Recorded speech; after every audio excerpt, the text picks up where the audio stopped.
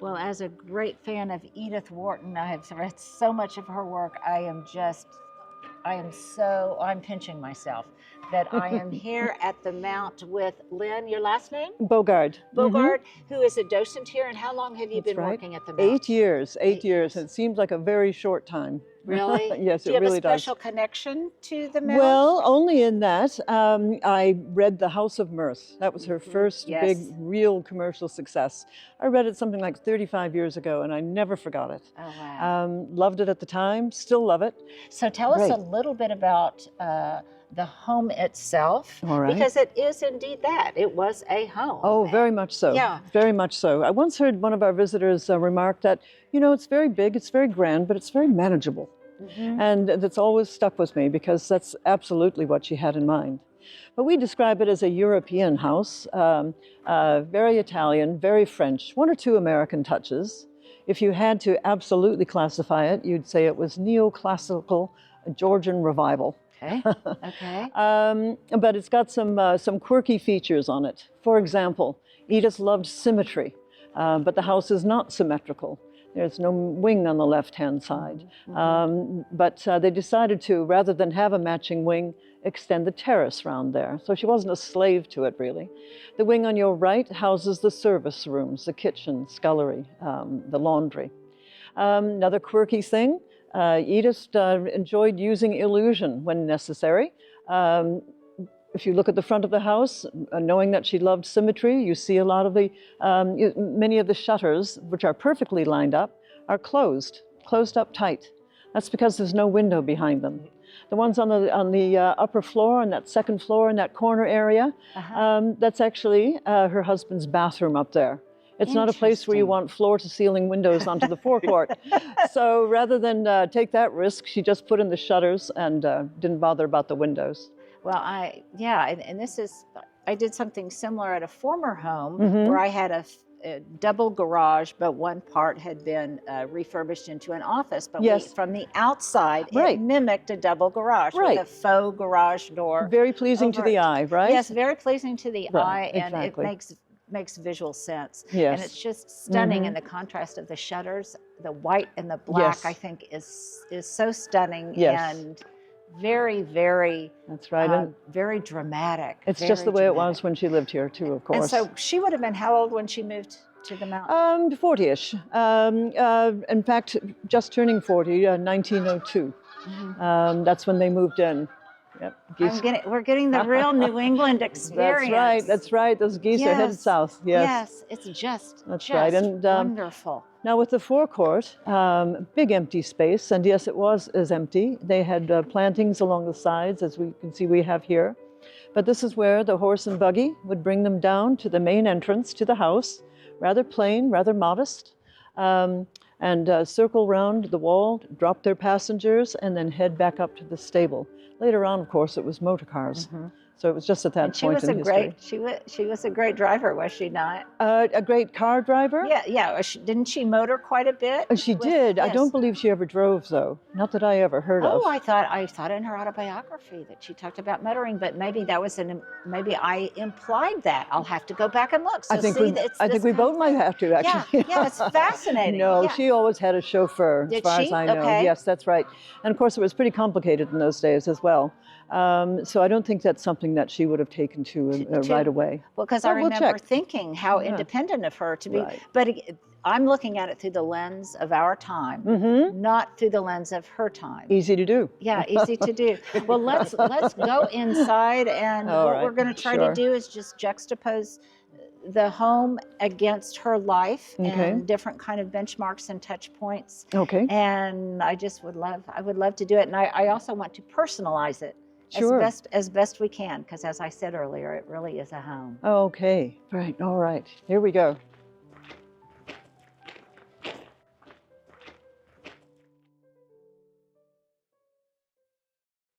Well, somebody has a birthday coming up, and that somebody is me. And on my birthday, every year I do this. I really try to reevaluate a lot of different things in my life. And at the top of the list, it's my health. And helping with that is Function, who is sponsoring this video. It is so helpful, you all. I cannot tell you how, I hate to say that I'm having fun with it, but I really am having fun with it.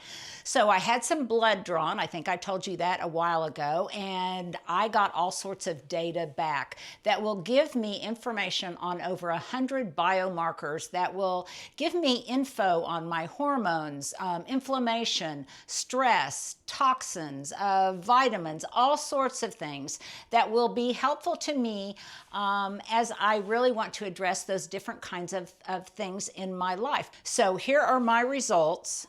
And happily, they were practically all normal. There were a couple, including my cholesterol and a couple of other things that were a little bit askew. But what I love about this is it doesn't just give me the data. It gives me insights into the data and tells me why it matters. But the other thing I love about it is it gives me very personalized insights into what I can do to address those deficiencies. I think osteopenia and osteoporosis might be an issue, and it confirmed a little bit of that. So I know that I need to up my vitamin D and my calcium. But the other thing I love about it is in those insights, it makes recommendations, but then it doesn't try to sell you anything. It just says, here are some supplements that might be helpful to you. On Monday, I'm going to have my second panel of blood work done so I can see what else, what other kind of trackers I want to be mindful of. But it is, I only tell you about things I am really, really enthusiastic about, and I am very enthusiastic about this. And for the price of Function, you would spend $5,000 to $10,000. And how do I know that? Because when I went for my blood work, the blood tech told me that. Make sure you visit the link in my description, or you use the code LindeVotter100 at sign up to own your own health. The first 100 people get a $100 credit toward their membership. Use the QR code now. I promise you, this is an investment in your health that you are going to want to make on your birthday or at any time. Well, I want to make sure that we're very respectful of others who are here to share this experience. Sure. So we'll take that into account as we go from room to room. Sure. So this is the main entrance here, and this is where she would greet most of her important guests. Yes, my understanding is that she was always, that it was the butler and footman who greeted the guests, because Edith was very careful of her privacy. Very, very important to her. So folks would arrive, they were either expected or unexpected. If they were expected, they would be ushered upstairs, and the Whartons would have been told, of course, that they'd arrived, and they'd meet them at the top of the stairs. If they were unexpected and the Whartons didn't want to see them for whatever reason, right back out again. So that's what she made this room for, in a way. Now, it's not very grand, as you can see, in the terms of chandeliers and staircases, that kind of thing. But it's really, some folks think of it as a glorified mudroom, really, but it's more than that. It has a beautiful barreled ceiling, but it makes the sound echo a little bit. Really, she designed this area to be a kind of grotto, cave-like arrangement. The terracotta tiles on the floor are earth-colored, very, very practical, but really it's the textured plaster on the walls. That's its main feature as a grotto. It's meant to resemble water running over stones and moss. And there's a lot of symmetry in this area. We've mentioned how important symmetry was to her. Now, the Whartons loved their modern conveniences. They had modern plumbing, telephone, central heating, and they had electricity because they had George Westinghouse as a next-door neighbor. He had a large generator on Laurel Lake. When you're having a power outage, isn't it? Exactly. But he had a large semi-experimental generator on Laurel Lake and supplied electricity to the town of Lenox and his lucky neighbors. How wonderful. And the Whartons were amongst the first to buy a large, lavish open car. It was a model called the Pope Hartford, 1904. But they would take it on picnics into the hills. They had a great time. Edith would sit up front, certainly in this case. She would sit in the back with her house guests. Teddy, her husband, would sit up front with the chauffeur. Sometimes the house guest was Henry James. He visited her here on 3 separate occasions. He loved being a guest at the Mount. Yes. So, yes, now gave us Pan, the god of nature. She wanted it to be nice and cool for folks when they came into the house. They were here primarily in the summer months. So there's Pan, the god of nature, and an indoor splashing fountain. And that, of course, adds to the whole feeling and atmosphere of an Italian grotto.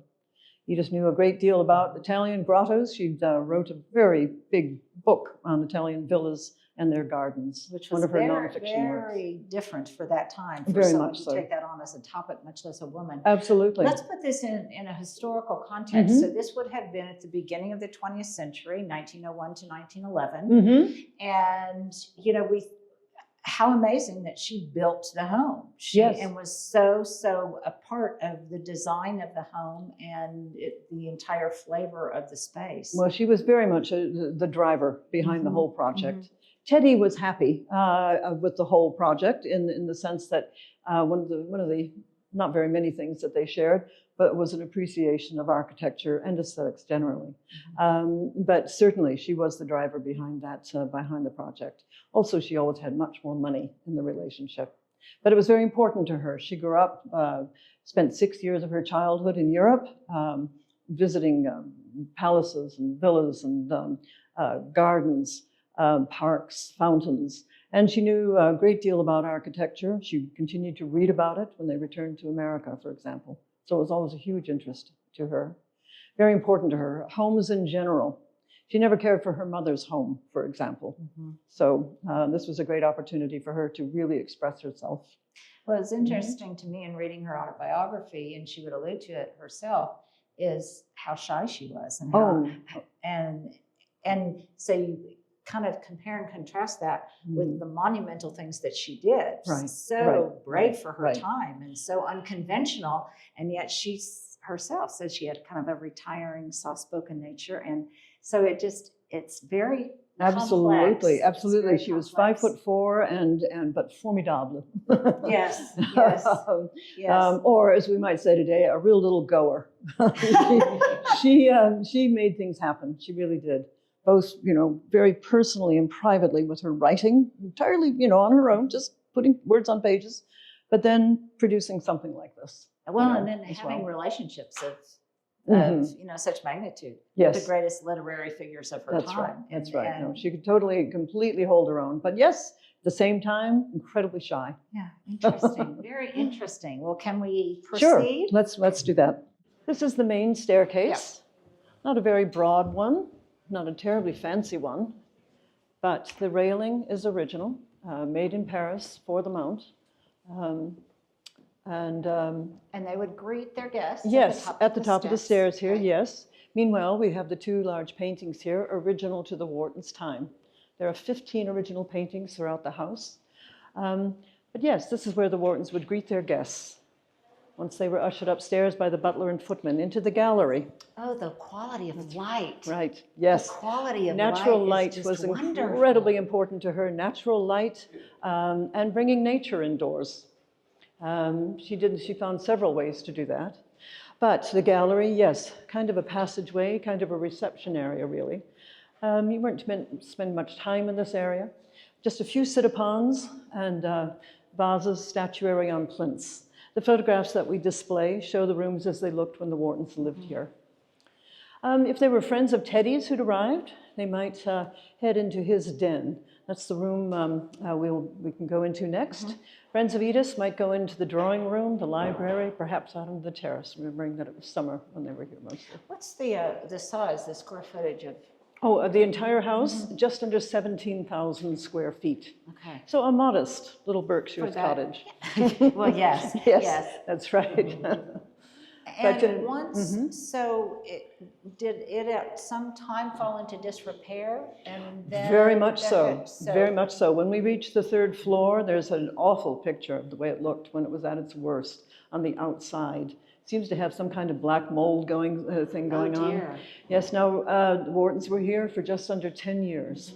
Which is amazing to me. I know. I spent so much money. I think that was the most surprising thing when I was reading her biography and autobiography. That's right. In our minds, it plays such an important role in her life, and yet for just 10 years. Just for 10 years, 10 years, and she never built from scratch again the way she did at the Mount. So it really was a major event in her life.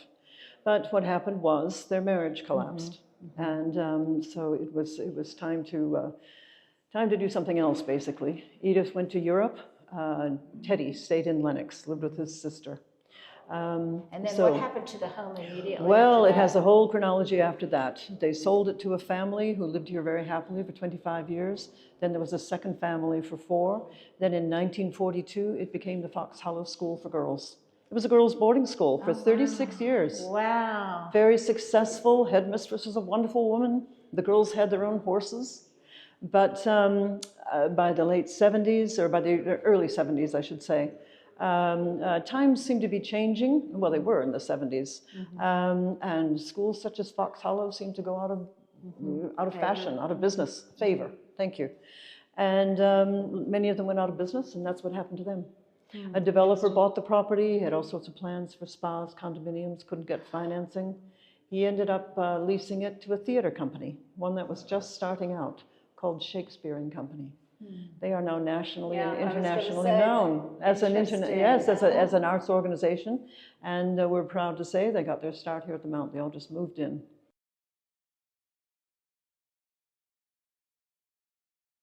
So here we have the very first board that people see when they come in, titled Prologue, which tells the story of their marriage and what they got up to before they built the Mount. Were they approximately the same age?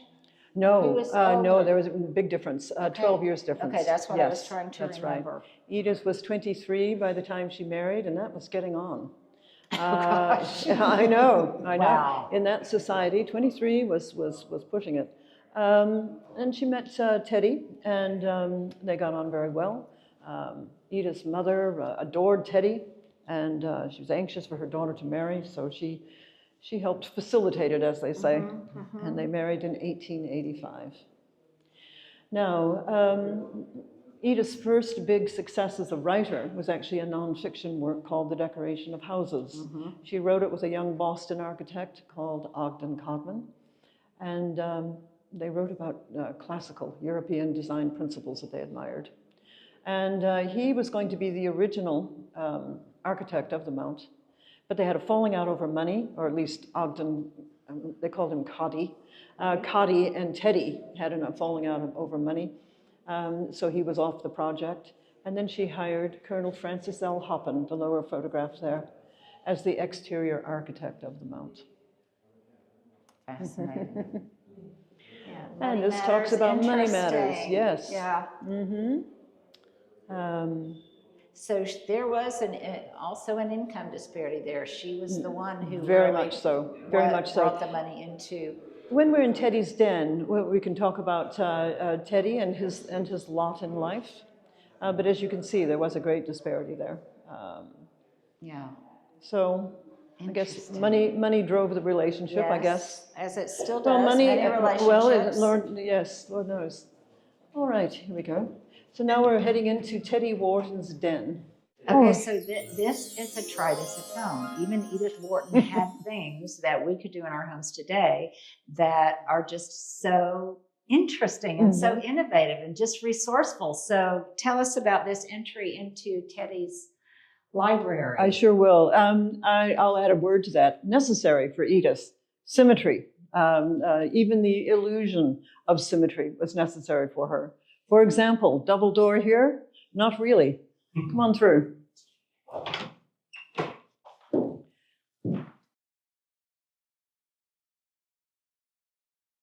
It was only painted to look like a double door. Oh my goodness. So what we have is a single door and a wall. And a wall. But the illusion of symmetry, necessary for her, it was an emotional thing, as my understanding. You look in one direction and you see a feature, you know what you're going to see when you look in the opposite direction. Yeah, something interesting. Along those lines. And you wonder how that played out in her head in a literary sense. Well, that's right. And that's the other thing. She often used architecture in her literature, of course, to describe people, character, that kind of thing. So Teddy's den, Teddy's lot in life, Teddy's Edith's husband, of course, Edward Robbins Wharton, is his full name, always known as Teddy. But his lot in life was this. He was the second son of a wealthy Boston banking family. And in fact, his title as an adult was Gentleman of Leisure. Never worked a day's paid employment in his life, Harvard educated. But when they lived here, and he received a large enough allowance so they didn't have to work. But when they lived here at the Mount, he managed the estate, and this was his office. He also oversaw the design and building of the stable at the top of the drive, and there was a small farm on the 113 acres that they owned. And that gave him a lot of pleasure and occupation. All right, photograph of Teddy there as a young man, but it's Teddy in this direction, holding three of their little beloveds there, dogs, that is. That's the age he was when they lived here at the Mount. Now, the Whartons never had children. That side of things didn't work very well for them, apparently. It was one of the reasons for their unhappy marriage. But they often had as many as 6 little dogs running around the house, just little ones, no Labradors or St. Bernards. So when did he begin showing evidence of his mental illness? Well, I suppose it would have been hard for them to say. There no doubt would have been incidents, say, in the 5-10 years beforehand. But it got bad when they moved into the Mount, actually. Really? They moved into the Mount. They loved the place. Basically, their life paths diverged greatly in the several years that followed. Edith wrote The House of Mirth, huge success. It established her in the world she'd always wanted to be a part of. She was now Edith Wharton, writer. And prior to that, it was mostly short stories? Mostly short stories, plus her nonfiction work and the decoration of houses. And actually, she had written a novel before, The Valley of Decision. And it was well received, but this was different. The House of Mirth set her up. It also brought in a great deal of money. Yes. It also came in very handy. Teddy, however, almost as soon as they moved in, began to experience wild mood swings. People who know about these things now look at the evidence and think he was probably bipolar, possibly bipolar. They really don't know. There was no proper diagnosis, let alone treatment in those days. They struggled together as a couple, especially for the last 6 years, to stabilize him so that they could remain married, stay at the Mount. But in 1911, the marriage ended. Impossible. Was there, of course, at the time, divorce was an unusual phenomenon. Did it have social implications for her, even given the fact that he demonstrated that kind of mental illness? Did she get any kind of dispensation because of that, or not that she ever was aware of or acknowledged? And in fact, it wasn't until she moved to France that she got her divorce, and she made it happen while she was living in France, just to take some of the social sting out of it. But it really left her nowhere in New York society, and it's one of the reasons that she stayed. Not quite so much stigma in France. And I was surprised that she wrote Age of Innocence when she was no longer of and in that world. She wrote it later in life. That's right. And was reflecting back on it, and the richness of detail makes it seem as if she was very much immersed in that world. She still was, there's no question. And by 1920, of course, the world had changed so much after the First World War, the Great War, that she returned. She returned to what she knew. And it was all still there. It was really, she was really at the top of her writing form. But then even her very last novel, The Buccaneers, also took place in that world. So no, she always carried it with her. I've not read The Buccaneers. Oh, right. We have that pleasure ahead of you. I've always been curious about her writing Ethan Frome, which is the most depressing book I think I have ever read. But it's such a kicker. I wish I could quote the last line, but the last line or the last 2 lines of the whole book are just absolutely get you. It is a wonderful read. Don't let that dissuade you from reading it. It's short. It's not not very long. It captures the elemental just harshness of New England, I think, in a way that is riveting, is just riveting. Yes.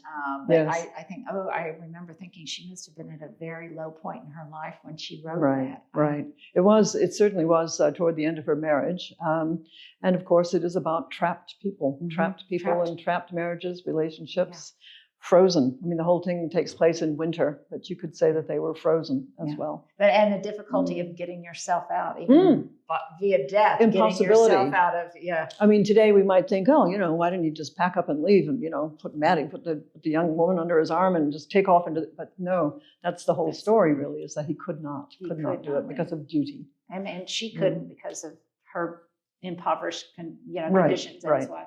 Yeah. So anyhow, just read the book. Just read the book. Yes. So this was his. So yes, this den. Now we don't know what was in here. We imagine there must have been a big desk in here, for example. But occasionally we have as many as 50 people in here, standing in here. So we haven't done that yet. Perhaps eventually we will.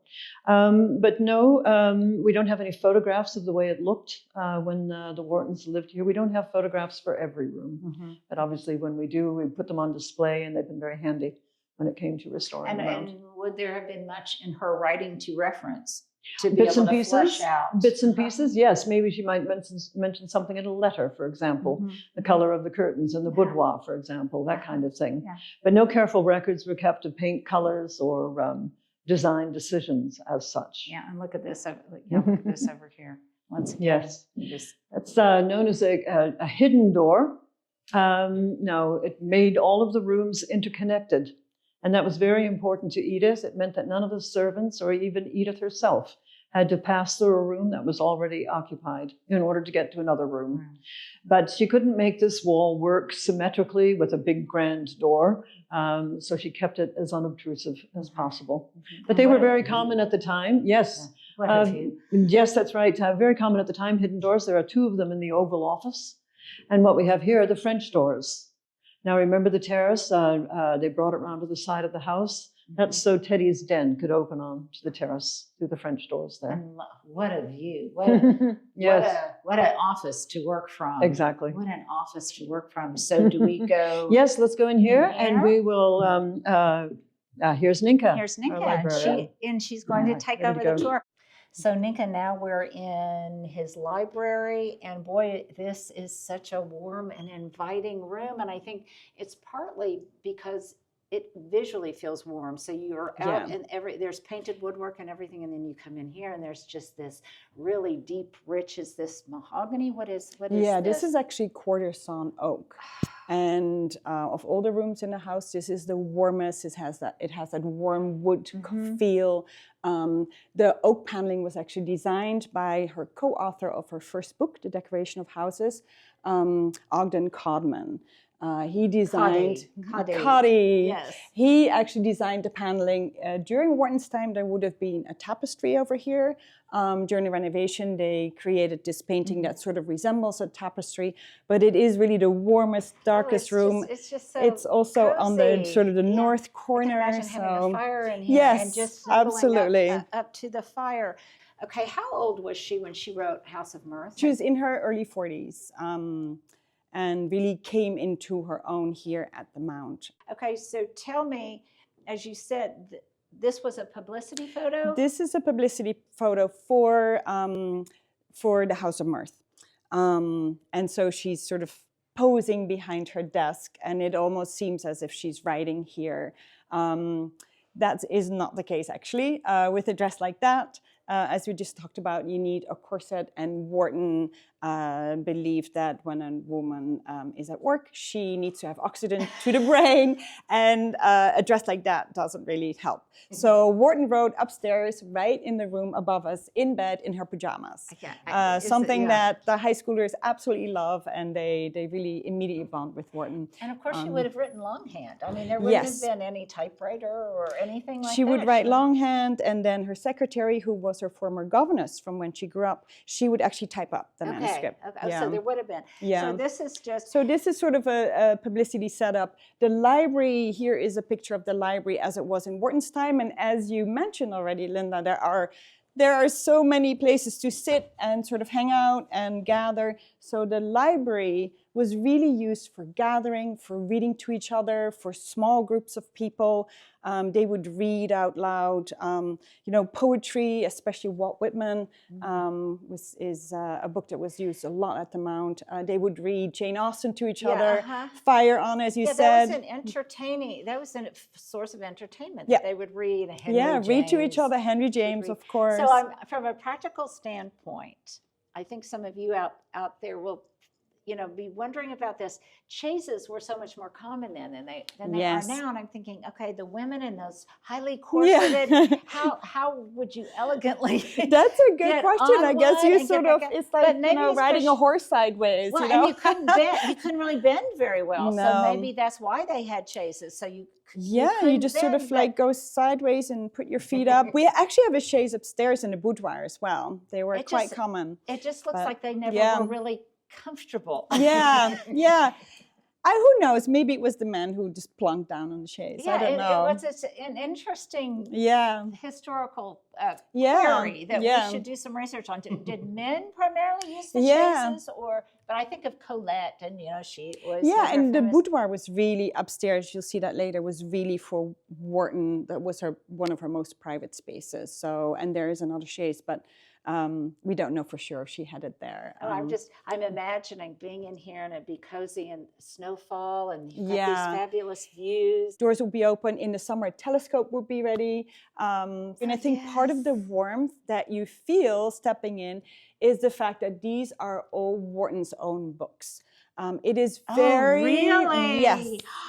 It is very rare to have the house built by a female author.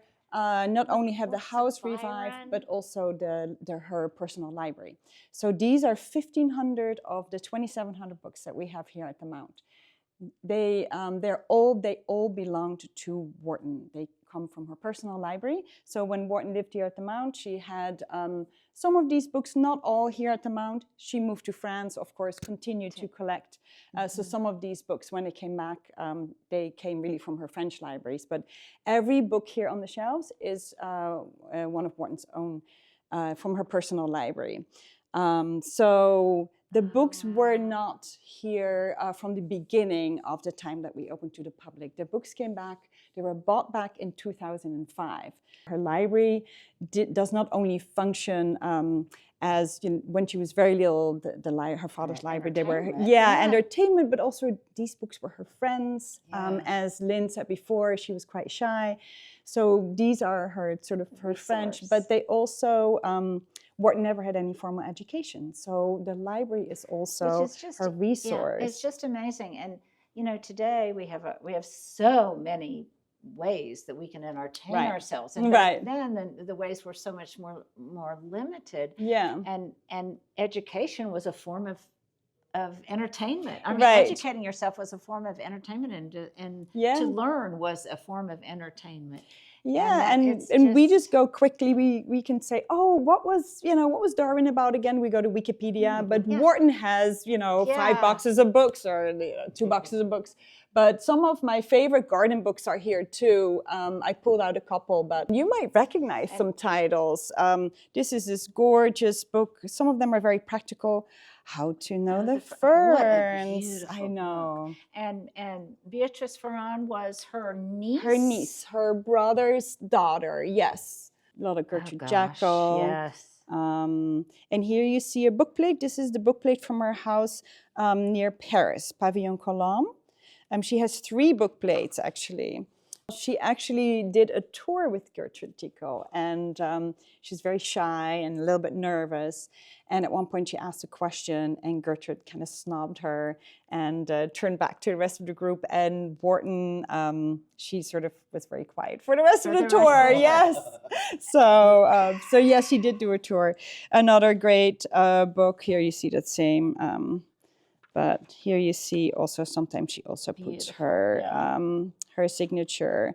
But some of the books are very practical, and other times the books are very scientific. This is, for example, Wharton, she almost is not able to do things superficial. So same with gardening. She actually has a book about plant DNA, plant breeding, which I find so... she completely immersed herself in any topic of interest. Yes. And that's why she has so many science books too. But this is all, you know, this is a very sort of scientific book. And I've got to look at this view. Yeah. Oh my gosh. You have to come back. Yeah. In this, I mean, it's a beautiful day today, but even, you know, truly, it is a gorgeous garden in winter as well. And then over here we have all poetry, Leaves of Grass. Quite a scandalous book at the time. So the fact that Edith Wharton reads this out loud with her friends, small group of friends, intimate friends, is quite unusual. And here you see a signed copy by. Oh, there's her other book. This is her other book plate from her house in southern France, in Hyères. Yeah, beautiful. Oh wow. But let's go back to... Was there, I'm curious, was there any professional competitiveness between all of them? They would, in reading her autobiography, I'm stunned at how they would be almost brutal sometimes in their assessment of, and these were friends of theirs, of their assessment of one another's works. Yeah, well, yeah, for sure. So Henry James actually was quite critical of her first book. First fiction book called The Valley of Decision. And but that also helped her grow as a writer. I think Lynn probably already talked about Henry James, but this is one, you know, authors give each other's their own work with the inscription. This is actually he has such a beautiful handwriting. Whenever we have writers or students or scholars here, I always say, it's fountain pen, you can't cry, you can't sneeze. So this is Henry James' own copy of his book, Terminations, and this is his beautiful inscription to Edith Wharton in memory of Whit Saturday, 1904, Henry James, Lamb House, Rye. So this is Rye, England, where Henry James lived, and Edith and Teddy were visiting him. So the passage in her book that I'm at in her autobiography now is talking about visiting James in his home and his unique way of entertaining and how he didn't want anyone to think that he was a man of wealth or good fortune, and so it was very he's quite a character. Interesting. Their correspondence is really interesting and also hilarious at times. Like the really, really great relationship. And again, she looks so staged. She doesn't look like a person who ever even smiled. You can actually, when she moves to France and she really starts to sort of live her own life in her own way, her photos become much more candid. She's smiling more and wider. It's a real big difference. It's really interesting that you notice that. And she's sort of free. These are, of course, the most famous images of her. But upstairs we have a nice sort of slideshow of images throughout her life, and you can see she keeps smiling broader. Yeah, this one is actually, it's really interesting. This was sent to the publisher and she said, I hope you like this picture. With my eyes cast down, I try to look humble. And so she's very... interesting. But you can also really see how her dress changes. If you look at that outfit and then you go upstairs and then she, moves to France. She lives in France, during the war. Less inhibited, in less between stuffy. the words. And you can see she's starting to wear like a bucket hat and, no more corset, no endless robes. But yeah, following her fashion is really interesting. They all just look so uncomfortable and fussy. I know, it looks so heavy too. Fussy. And I'm just thinking, okay, and was that taken in the summer? Just everything, how long it must have just taken you to get dressed in the morning. I know. Well, she would have somebody help her dress, and you can understand why. So this is another book. One of the things I love about the library, we talked a little bit already about the fact that the library is also her education. And so there are a lot of books for beginners, which I think is fabulous. And she's very unapologetic about it. So here is this beautiful copy of the book Gardening for Beginners. You see the bookplate from her house in Paris. And it does have black and white images. Wow. Yeah. And then another one of the earliest garden books that we have here in the library is the Downing. Oh, what a gorgeous book. Yeah. So the theory and practice of landscape gardening. Definitely, as you can see, a book that has been read a lot. The books themselves tell a lot of stories. Has it been opened a lot? Has it been read? Would she ever make notations in the books themselves? She does do that quite a bit. Yep, yep. So yeah, this is beautiful. Yeah. So this is from 1850. Here is her own copy. A backward glance. A backward glance. That's what I'm reading right now. Yes, which is actually, that is quoted, that's a Whitman quote, Walt Whitman quote. So this is her own copy, and I actually love this copy. You know, she's you know, in her 70s, she's famous, she's a celebrity, and still in her own copy, she pastes in the review. I don't know if you do that for your books, but I think it's so adorable that she does that. And there is a list of misprints. So she will go through her books again and mark wherever there is a misprint. A typo. And so you'll see, you know, little. Let me see if I can. Now I can't wait to get home. I'm about 2/3 of the way through it. Are you? Yeah. Let me see if I can quickly find one, but. Let's just go to a page. Let's put on my reading glasses. So she'll just make little notations. 333. Here, this is an example. You know, a lot of it is small. Instead of Sigurd, it's Sigmund. You know, some of them are bigger than others. But so this is her own copy. I sent the very book immediately meaningful. to James. Yeah. This is her book, Italian Villas and Their Gardens. It's not her own copy. This I pulled from our research library, but I wasn't quite sure if you had seen it recently. So the pictures by Maxfield Parrish. It was originally published. It was these were magazine articles that her discourse about writing it. She was talking, you know, in our minds today, we think about, you just would drive up to these places and you would see them. And she talks about just the inaccessibility. This is another book I thought with the winter coming. I thought you'd appreciate it. Yeah. The cover is just wonderful. It's been through, you know, I don't know if she still that story. I don't know if she took it outside or not, but here is her book plate again. And the title page. You know, how to recognize trees by their silhouettes, which I just love. Copy of The Age of Innocence.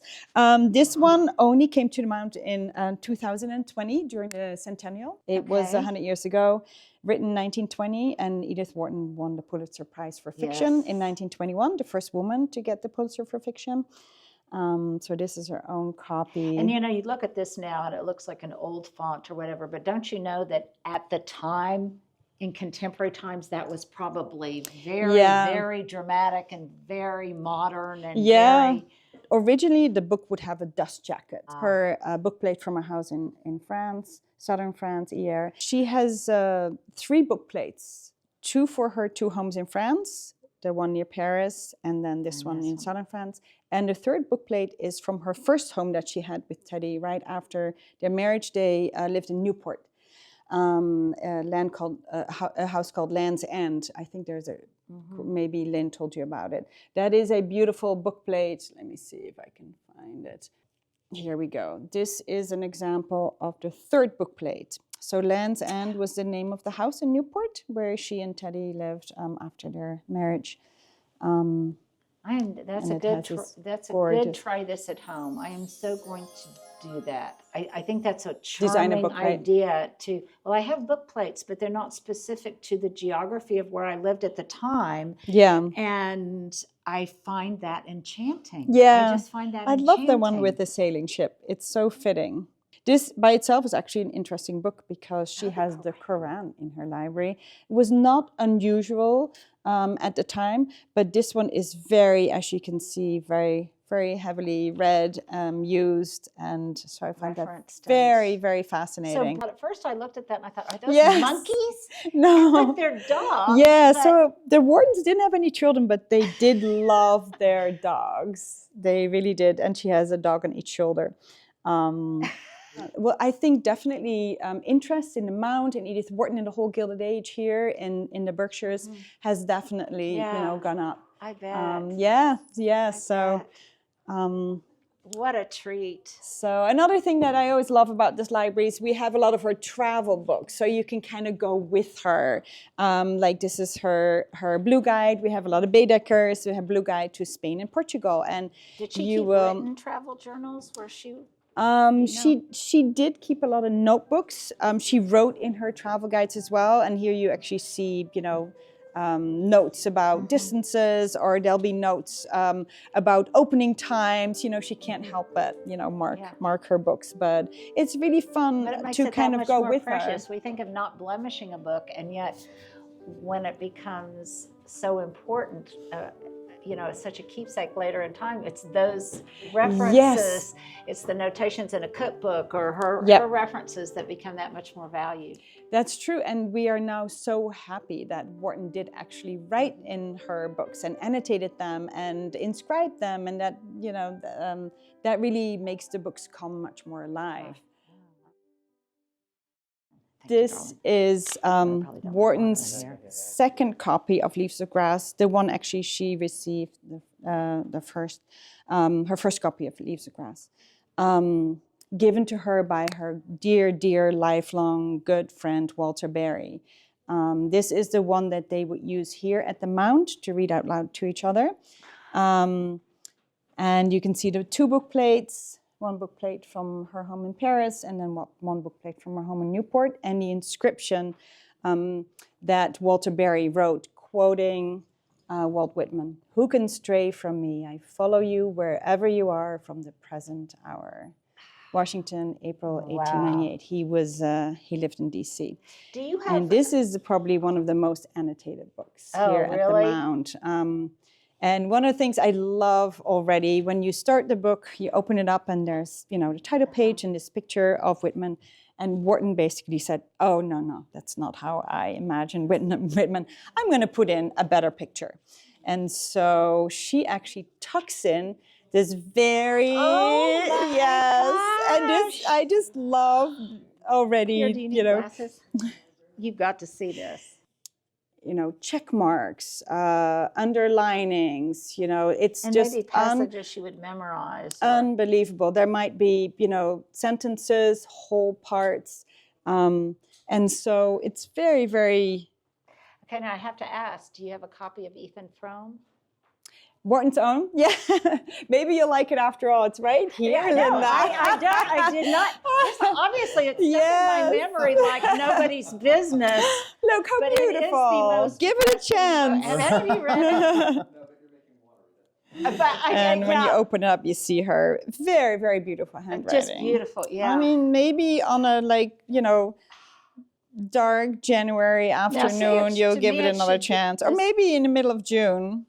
But yeah, this is her own copy of Ethan Frome. And it is beautifully written. It's beautiful. Everything about it's beautiful. I mean, but the engraving, it gives you a false impression of what's inside. This lovely gold, beautiful, very warm, inviting. Yes. Almost happy. That is fascinating. Well, this room is absolutely lovely. First of all, I love the dimensions of it and the view, but is this where she would entertain some of her literary friends? And very much so. And yes, just to go back to your first comment, yes, it's proportion. Once again, very important. I love the proportions of the room. But indeed, it's known as the drawing room, and that expression comes from grand dinner party. At the end of it, the women would withdraw. into That's why it's called the drawing the room. parlor or the living room, or whatever they did call it, the salon. But no, and somehow, somewhere along the line, it was shortened to the drawing room. That's where that comes from. No drawing was done, as far as we know. But no, they would certainly. And she also, the way she had her furniture arranged, as we can tell from the photographs that she left behind. Many of them were taken by Edith herself, by the way. The photographs, that is. But she had conversational groupings. She has large sofas at either end, plus, of course, the center grouping. So people could break off into little conversational groups. Not that she ever had great throngs of people visiting, but that was a possibility, certainly. But it's still also eminently comfortable with a fireplace here. Exactly. And so it's the largest room in the house with the largest fireplace in the house. As I say on my tour, largest room if you don't count the terrace. Now the terrace is huge, runs the length of the formal house and even goes round the side. But they spent a lot of time out there. All of the principal rooms on this floor open, except for the gallery, open through French doors onto the terrace. They kept a telescope out there. Edith liked to stargaze, and they would play ping pong after dinner. Edith described those ping pong matches as being violent.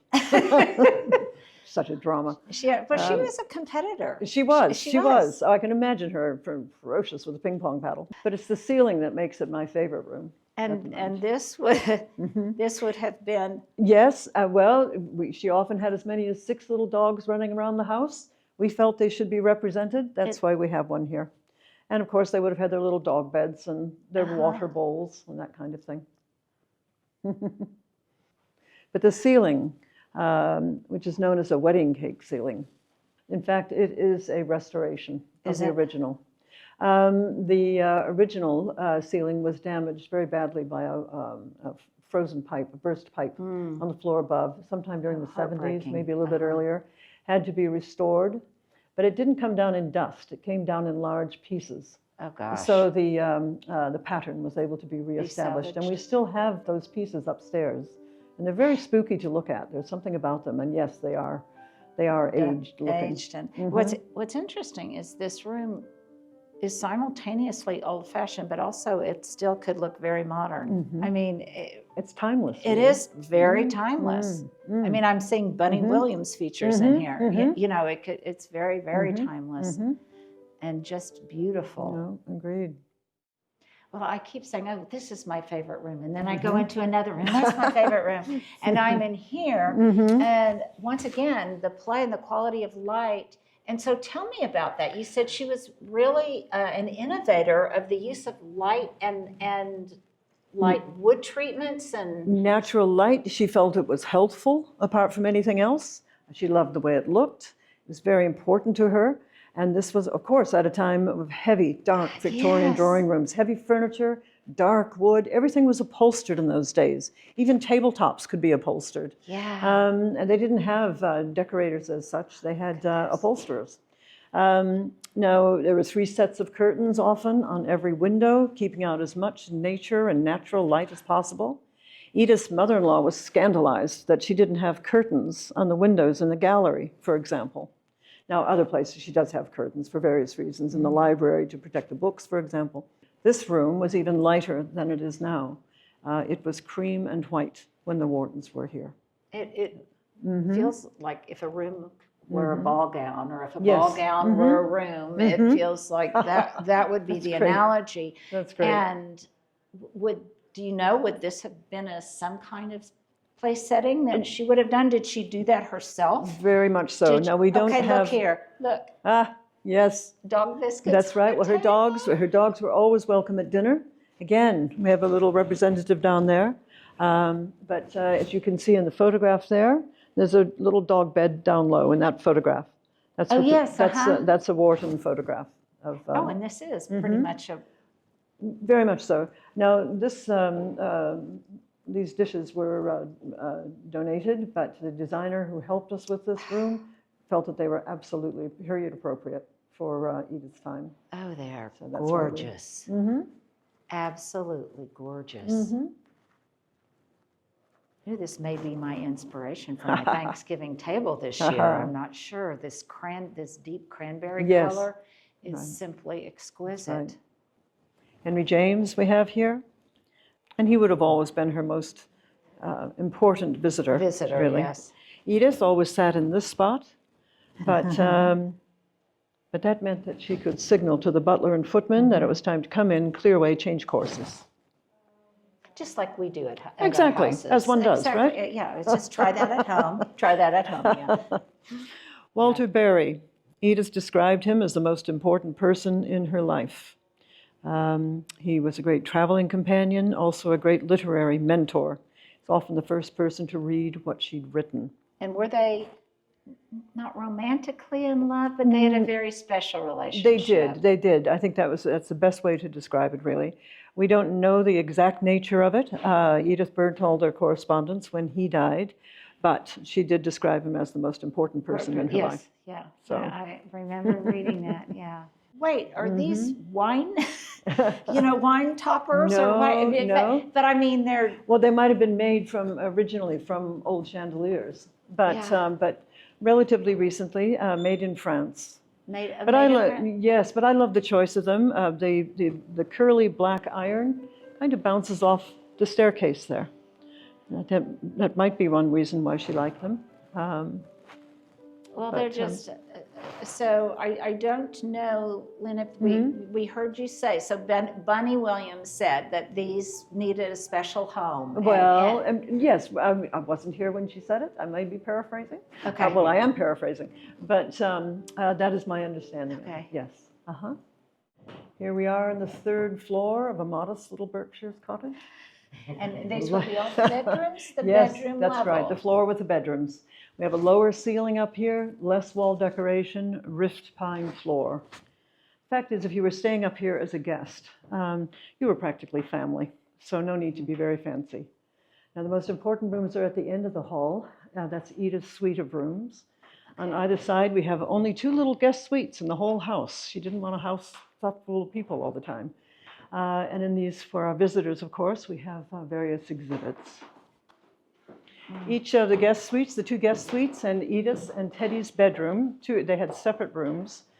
Each had its own bathroom. Marble floor will tell you which were the bathrooms. Again, these rooms are filled with exhibits now. So it's a bathroom, marble floor in there. This was Teddy Wharton's bedroom. They had separate rooms. Even happily married couples had separate rooms in those days.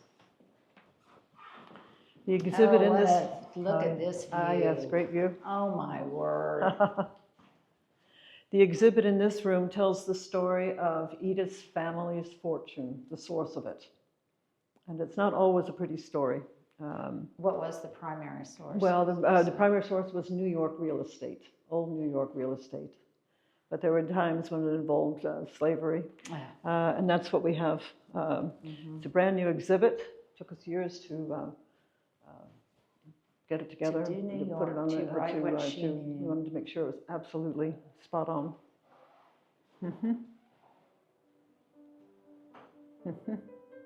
Wow. The Book of the Homeless she put together, many contributors. Here's a little bit more about Teddy Roosevelt here. Roosevelt's son, Quentin, died in the war. The only seriously romantic relationship that we know about. I don't know if you want to go down that road. With Morton Fullerton there. Oh, okay. Oh, yes. Now I remember reading about it. Yes, yes. Bit of a rascal. Yes. Well, more than a bit. Yes. But it was a very important event in Edith's life. Generally, the next room we go into is the boudoir. Now, this suite of rooms, we have the boudoir, her bathroom, private bathroom, and her private bedroom, of course. Has its own little vestibule with a door with a lock on it. She made an apartment for herself within the house.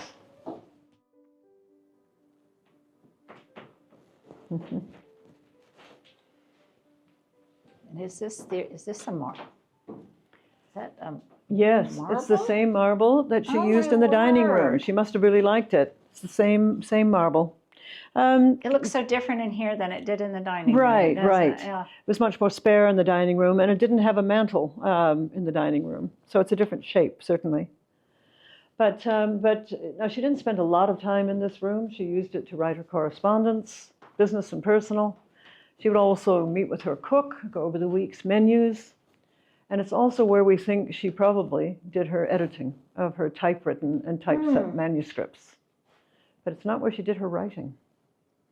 And there are eight out of the 15 surviving oil paintings are in this room alone. Oh, my word.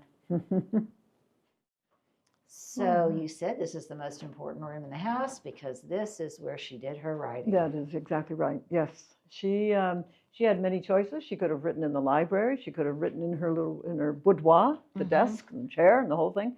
But no, she sat up in bed every morning for approximately 5 hours a day. And she did it. She did this consistently throughout her working life.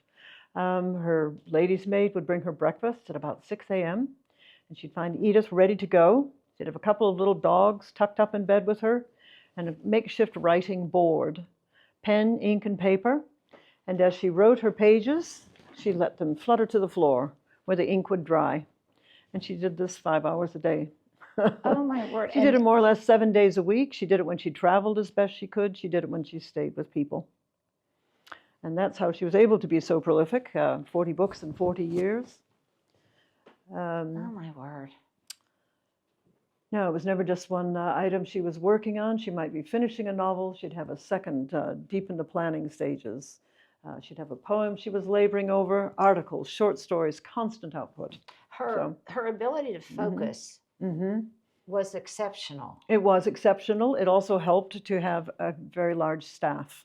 Yes, yes. Well, you didn't have the laundry to be done. Exactly. And anything nitpicking at you. Once you planned the menus, that was the. But no, she took a great interest in the domestic arrangements. But no, she knew her staff kept her house running very smoothly. Teddy, of course, knew and respected her routine, and so did her house guests as well.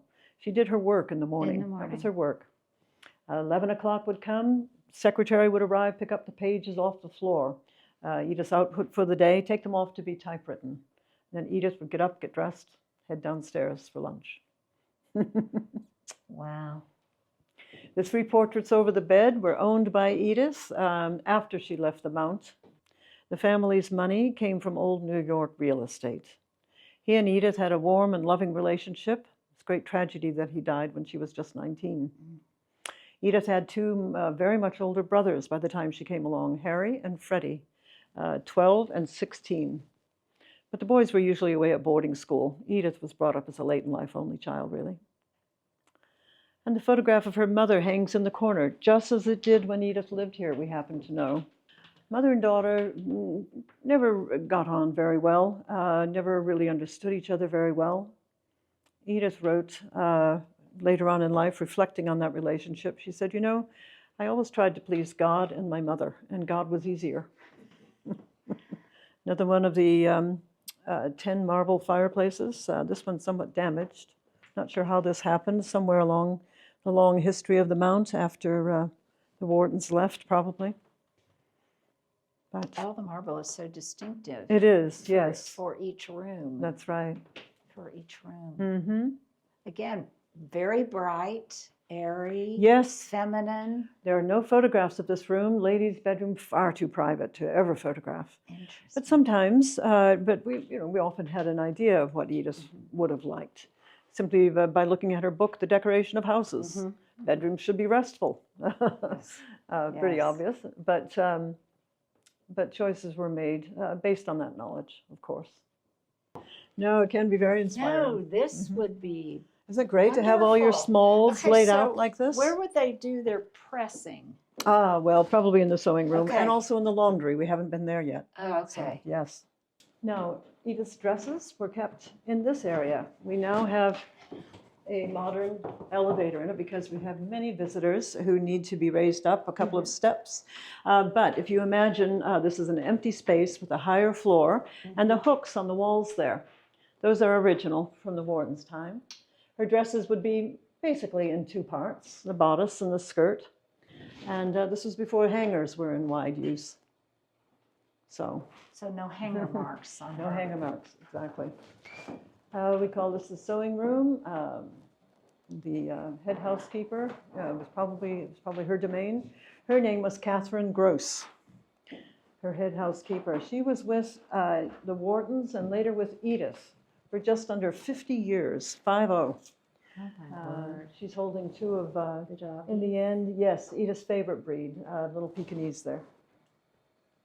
This is very cozy in here, though. It is, and this table is not usually here. But it's very comfortable. It But is, yes. And would there have been a fireplace in here earlier? no fireplace, no, but probably, we think probably a little potbelly stove, Okay, something like okay. that. Yeah, something had to keep it warm. Was there, and we'll see it when we come back, but was there, did they have a large vegetable garden that They did, a kitchen garden, and in fact, there's a drawing of it downstairs, and we are hoping to reconstitute that. Remember her niece, Beatrix Ferrand? Yes, she helped to design, okay. She did, yes. Oh, this is cute. Isn't it great? So, yes. So what's original in here? Obviously the bones of the room, the big windows, again, natural light. She was very considerate of her servants. Her mother had not been, and it was one of the ways she differentiated herself. But natural light flooding in, good ventilation.